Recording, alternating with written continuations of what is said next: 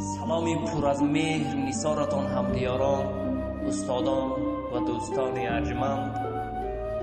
بنده هلال صبر هستم و خواستم اینجا شعری را از شاعر بزرگمهر بهادور با نام تا حال آتش جای آن بوی اوستا می کند براتان قرائت کرده باشم.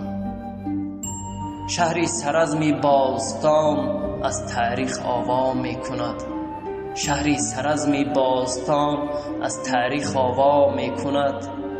ملت نشانی خویش را زین شهر پیدا می کند، ملت نشانی خویش را زین شهر پیدا می کند.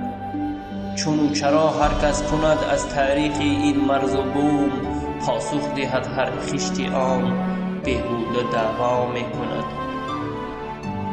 از دیده گرچه دور بود اسرار ما مستور بود، امروز شهر نور شد رفشن چو فردا می کند. امروز شهر نور شد رفشن چو فردا می کند.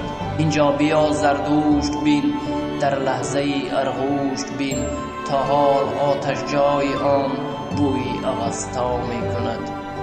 در هر سفال آن صفا دیوار آن رد بلا، قد وطن را این سرزم آهسته بالا می کند.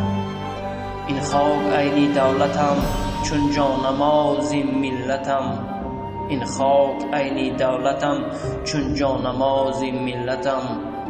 چون من بزرگ مهرها دولت تمنا می کند، شهری سرزمی باستان از تاریخ آوا می کند.